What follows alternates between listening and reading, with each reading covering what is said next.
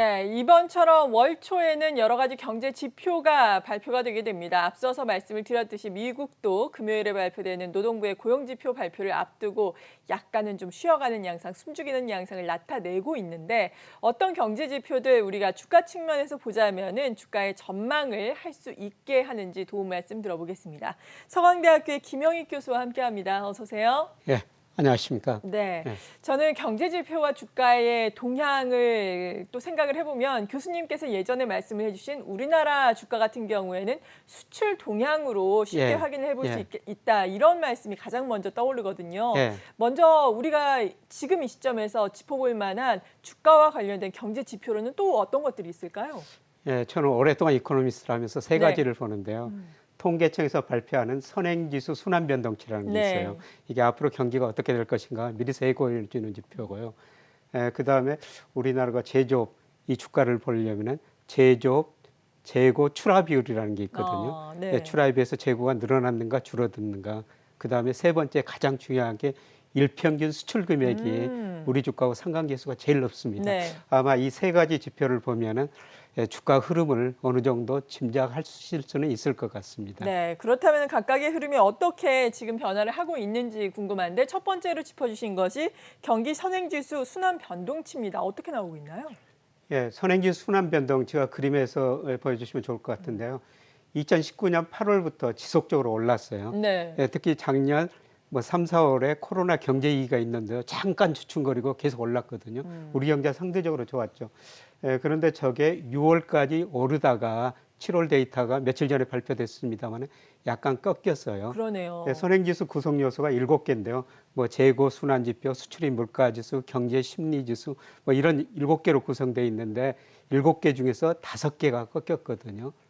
그런데 일시적인 하락인가 네. 아니면 추세적인 하락인가 그거는 전망할 수밖에 없는데요. 전망은 지금 추세적 예. 하락으로 해놓으셨는데요. 제가 그 전망해 보니까 예. 지난 6월을 고점으로 하락 추세로 전환된 거로 나오거든요. 물론 선행지수가 고점을 쳤다고 그래가지고 경기가 네. 바로 나빠진 거 아니에요. 과거 통계청 시차를 보면은 1개월에서 보통 8개월, 늦게는 19개월 긴 시차도 있었어요. 네. 근데 보통 1개월에서 18개월인데요. 그러니까 어떻든 적으로 보면은 선행지수가 하락할 가능성이 높다. 주가하고는 거의 같은 방향으로 움직이거든요. 그러네요. 그리고 선행지수 구성 요소에 이제 주가지수가 들어가 있고요. 코스피가 들어가 있고 네. 그다음에 장단기 금리차가 들어가 있어요. 근데 장단기 금리차가 지난 5월을 고점으로 이것도 축소되고 있고요. 그다음에 주가도 지금 2달 동안 조정을 보이고 있지 그렇죠. 않습니까? 그런 걸 고려하면은 선행지수 순환변동치가 저는 6월에 고점일 가능성이 상당히 높다. 이렇게 지금 보고 있습니다. 네, 사실 주식 투자자 입장에서는 좀 우울한 소식이 아닌가 싶은데 제조업 재고 출하 비율은 어떻습니까?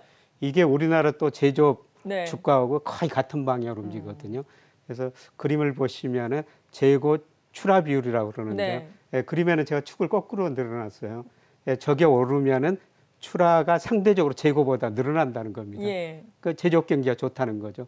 근데 저게 꺾이면은 출하 물건 파는 거에 비해서 재고가 늘어난다는 겁니다. 근데 역시 우리나라 제조업 주가가 거의 같은 방향으로 움직이는데요. 그러네요. 지난 3월을 고점을 해가지고 지금 4개월 연속 조금씩 저게 줄어들고 있거든요. 그러니까 출하에 비해서 물건 파는 거에 비해서 재고가 늘어난다는 겁니다. 물론 제조업들이 생산을 해놨는데 물건이 잘 팔려야 되는데요. 지금 물건 파는 것보다 물건이 좀 덜 팔려가지고 재고가 좀 늘어난다는 겁니다. 그래서 저걸 보면은 제조업 주가 지수도 조정 국면에 들어섰다 이렇게 지금 볼 수가 있는 것이죠. 네, 두 개의 기준 지표가 그다지 좋지는 않은데 그래도 수출은 좀 괜찮지 않나요? 예, 수출은 아주 잘 되고 있죠. 그 일평균 수출 금액하고 주가하고 그림에 나오겠습니다만 네. 상관계수가 사실 제일 높아요. 0.83이거든요. 거의 같은 방향으로 움직인다는 것이죠.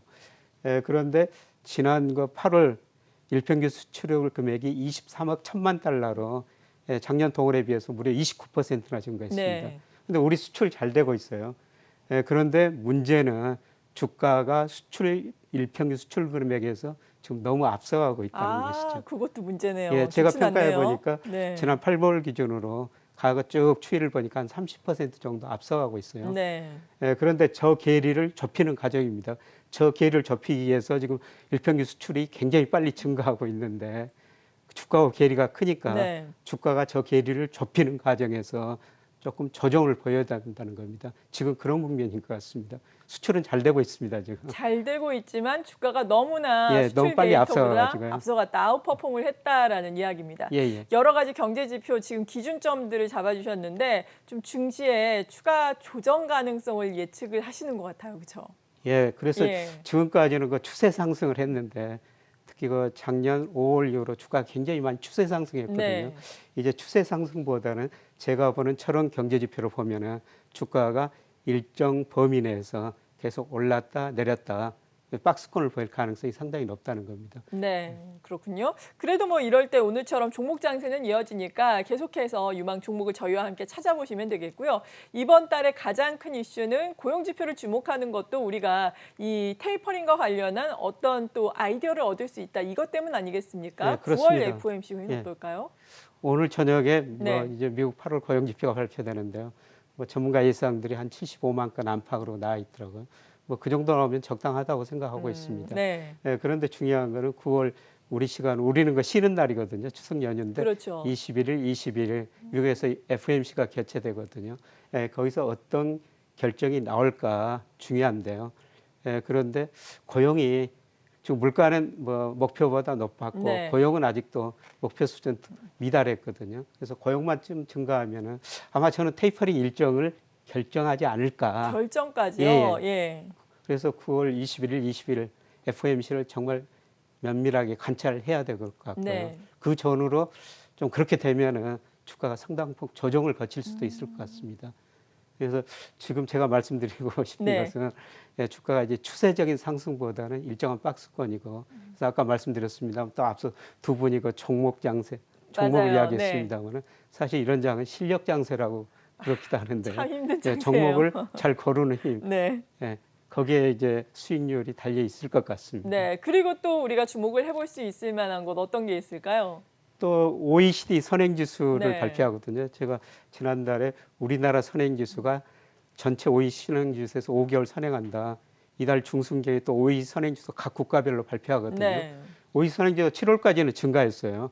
근데 이제 8월께 발표하더라는데 아마 제가 생각하는 8월께 꺾였을 것 같아요. 네. 예, 그러면은 예, 그것도 우리 경제 전망에 예, 그렇게 지금까지는 좋은데 선행지수가 꺾인다면 시차를 두고 모든 경제 지표가 둔화되거든요. 그래서 이런 지표 예, 관찰하면서 중기적인 추세를 한번 보실 필요가 있을 것 같습니다. 네, 말씀을 해주신 것 중에 실력 장세라는 게 가장 또 와닿네요. 네. 오늘 말씀에 또 저한테는 키워드가 된 것 같은데 진짜 지난해에는 주린이 여러분들이 주가의 추세 상승과 함께 대부분의 또 수익을 얻었다면은 이번 해에는 좀 어려움을 겪고 있으실 텐데 정말 저희와 함께 실력을 키워보시기 바랍니다. 예. 서강대학교의 김영익 교수로부터 도움 말씀 들어봤습니다. 고맙습니다. 네, 고맙습니다.